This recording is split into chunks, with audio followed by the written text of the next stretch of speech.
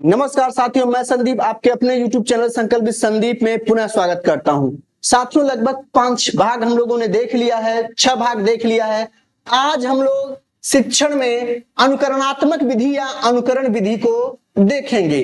अनुकरण का अर्थ क्या है? अगर आपसे साधारण रूप से कोई पूछ दे कि अनुकरण का अर्थ क्या होता है, तो किसी व्यक्ति का या किसी का आदर्श अनुसरण करना ही क्या कहलाता है? अनुकरण कहलाता है। इस विधि में अध्यापक छात्र के सम्मुख एक आदर्श प्रस्तुतिकरण करता है और छात्र उसको सुनकर अनुसरण करके ज्ञान प्राप्त करता है। इसी को अनुकरण कहते हैं। अनुकरण विधि प्रारंभिक स्तर पर उपयोगी होती है, ये भी ध्यान रखिएगा। प्रारंभिक स्तर पर लेखन उच्चारण के लिए उपयुक्त होती है तथा माध्यमिक व उच्च माध्यमिक स्तर पर रचना हेतु उपयुक्त होती है।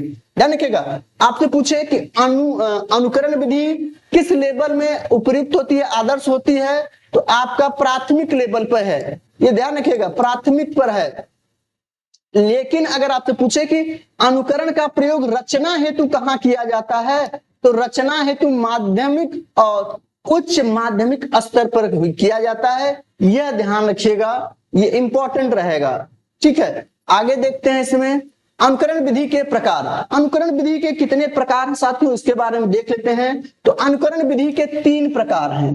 कौन कौन से? लेखन अनुकरण। लेखन अनुकरण के भी 2 प्रकार हैं। पहला रूपरेखा अनुकरण, यानी मुद्रित पुस्तिकाएं, यानी जो आपकी मुद्रित पुस्तिकाएं हैं वह भी आपकी लेखन अनुकरण में आती हैं, जिसको बालक पढ़कर सीखते हैं।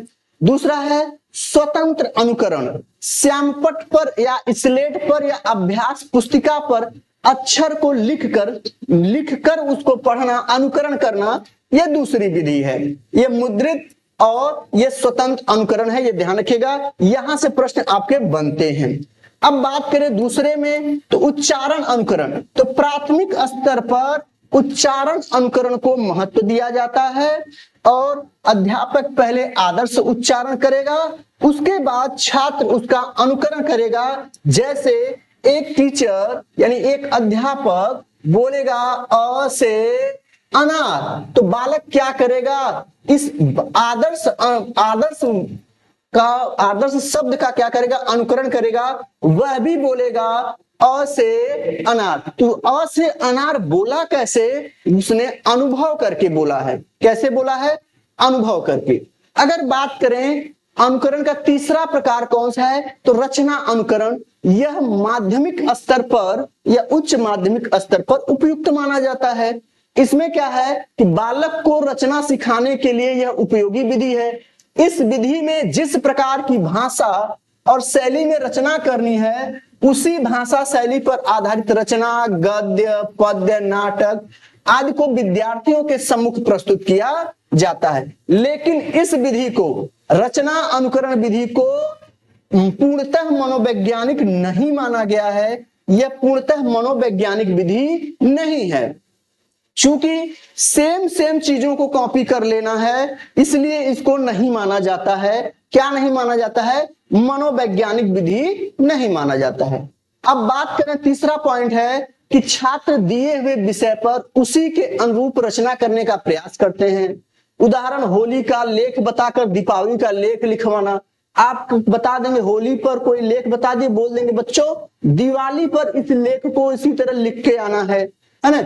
इस विधि में छात्रों की भाषा अपनी होती है, किंतु शैली के लिए उन्हें आदर्श रचना पर ही निर्भर रहना पड़ता है।